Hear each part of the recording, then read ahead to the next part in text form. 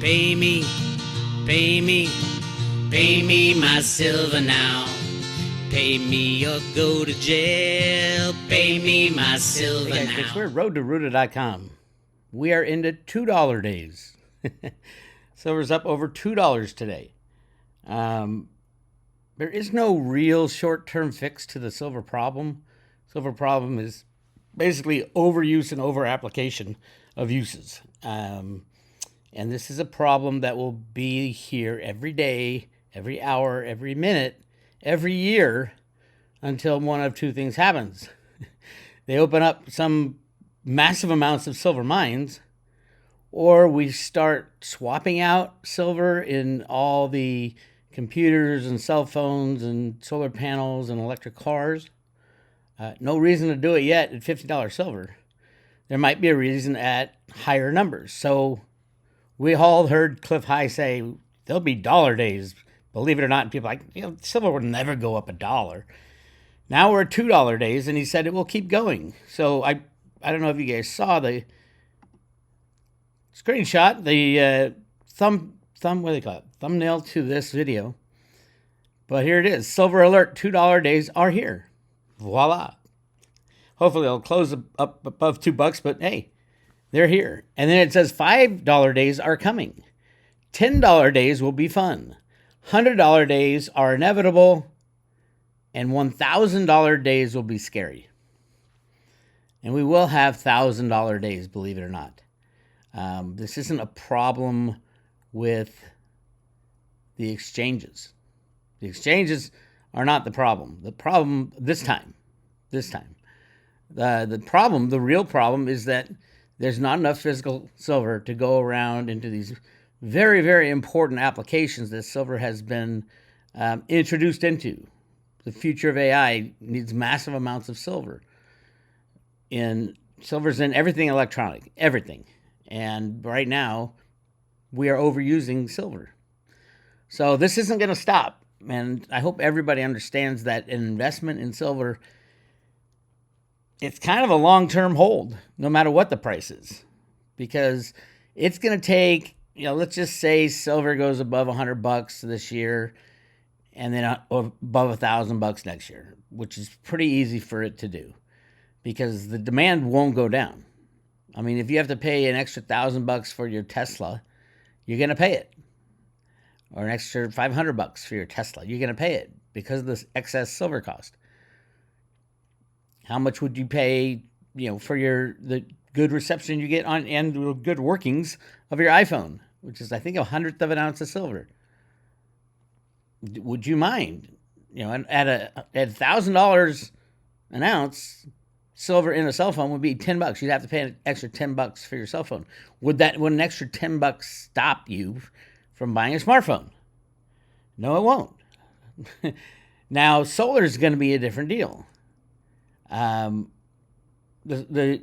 green world is patting themselves on the back, saying, "Oh my God, solar is the answer."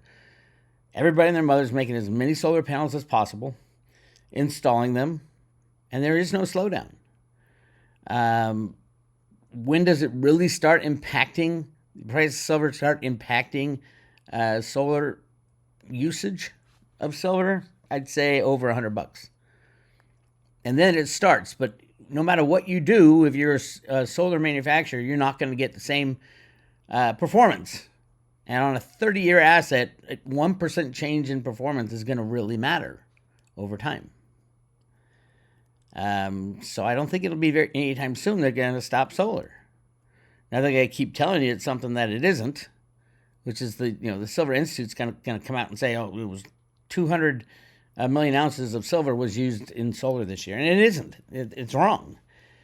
It's more like 400 to 500 million ounces. Nobody knows the exact number because nobody knows the kind of the give and take of how many solar panels were made. And then what about the overage? Yes, the inventories are stacked to the rim all around the world. And according to Jeff Christian, according to Metals Focus, that's where these panels are coming from. They're not being made new. Well, they had to be made new at some point in time, right?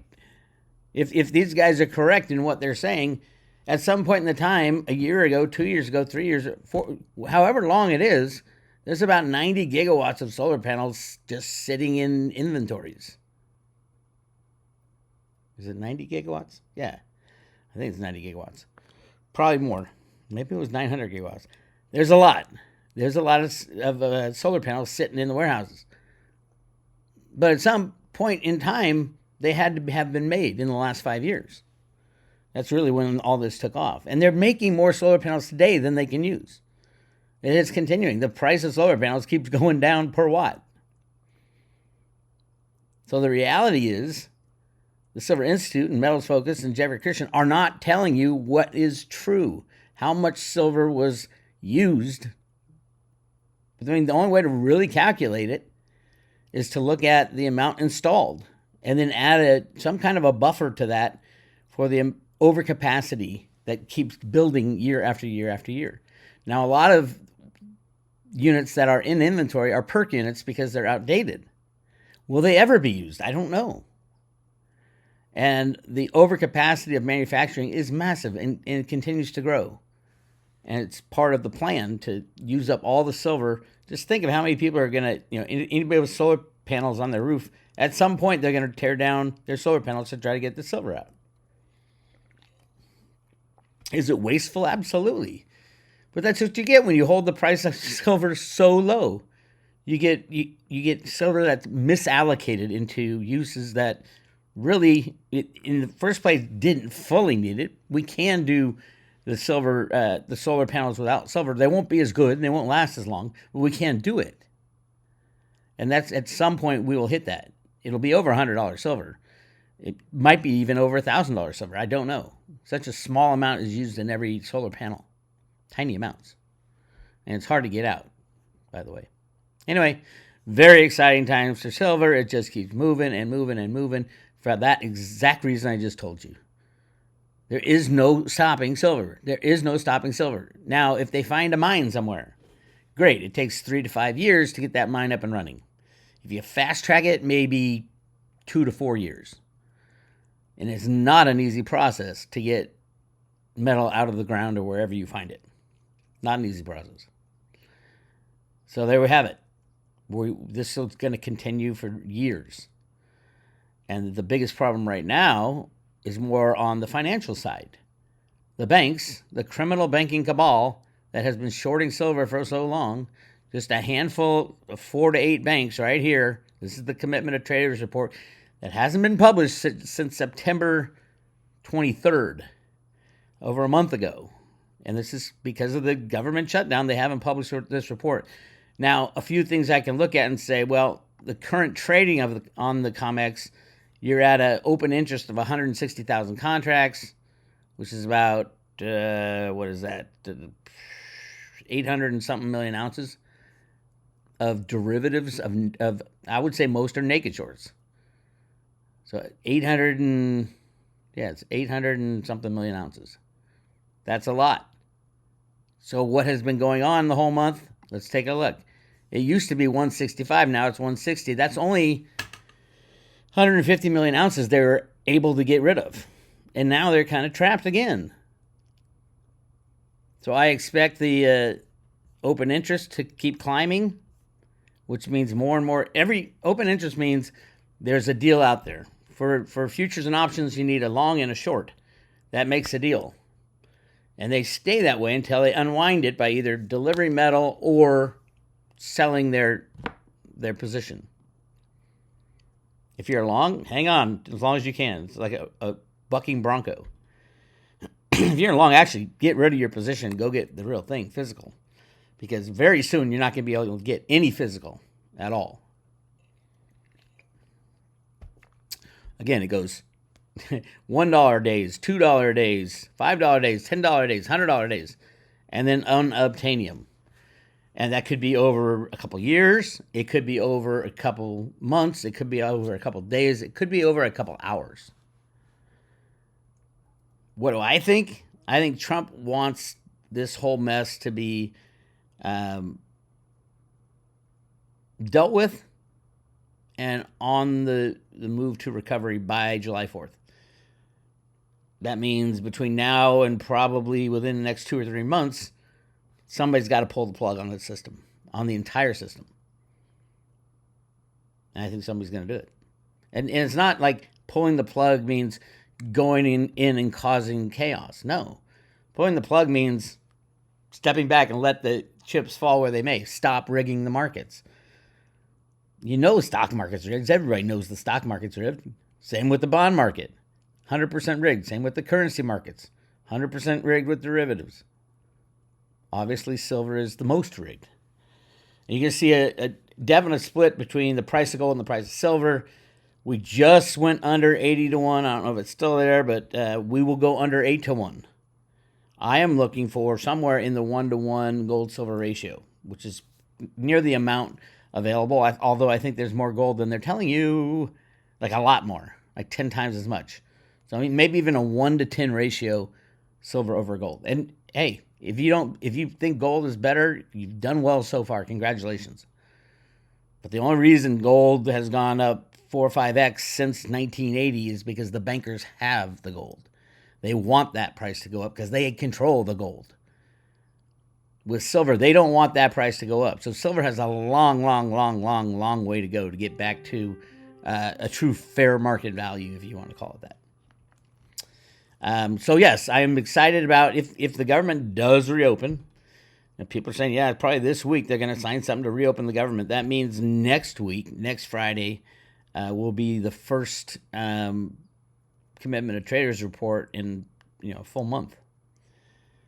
So I don't think they're going to go back and fill in all the weeks we missed, because I think a lot of tomfoolery has gone on in the last month in silver. Tomfoolery. And you could probably see it. I'm just going to flat out compare the 4 shorts and the 4 longs on the COMEX by probably net position or gross position. I mean, right now it's at 4. The short position held by the 8 largest traders in the whole COMEX world. 46% of all those are held by just 8, and they're banks: UBS, JP Morgan, Bank of America, Wells Fargo. I keep seeing Deutsche Bank pop in every once in a while again, the criminal bank. Another criminal bank that was taken out for all intents and purposes. Something very interesting: the U.S. mint its last penny as the Treasury halts production after more than 230 years. What do you want to call it? Why does it cost 4 times the cost of the the penny? Why does it take 4 times a penny, so 4 cents to make a 1 cent penny? Is it that the dollar has appreciated? No, we are in hyperinflation. We will see that the uselessness of money, unless commodities are money, they will constantly be put out of standing as money, because the government, all they do is print money. That's all they care about. Enough money. I'm getting it for my constituents, so I'm going to get a little bit for me. I'm going to start 14 computers trading from no bank account at all, completely out of thin air. I'm going to give it to my friends and family. That's what the U.S. government does. That's why the penny is not even worth a penny. It costs so much to make a penny. It's because the money has been destroyed. Fiat has been destroyed, and we're going to find that out very soon. And it's going to be ugly for most regular people with their 401k and the stock market and stuff like that. Good luck. Trump dismisses all the commissioners of Fine Arts, Commission of Fine Arts members. So there's a Commission of Fine Arts that determines what the next U.S. coin is going to be and shit like that. Trump just fired them all, which is really interesting because he doesn't even have, we have a temporary head of the mint, Christy McNichol or something like that. She's been there forever. She's an accountant. Here's the new guy. Paul Hollis is a numismatic guy. I don't know how deep he is into understanding the need for the U.S. Mint when the whole system collapses, but he'll be better than anybody else out there, and he'll look at the law. As soon as he gets in there, we're all going to bombard him with letters saying, hey, we've been lied to, we've been cheated, we've been completely run through the ringer by the U.S. Mint. That used to be the number 1 mint in the world. Is now number 2 or maybe even number 3. maybe even behind the Perth Mint. We're already behind the Royal Bank of the Canadian Bank, making the Canadian Maple Leafs. They overtook the strongest currency, the strongest silver coin in the world for so long, since the 1980s. It was the gold standard of silver coins.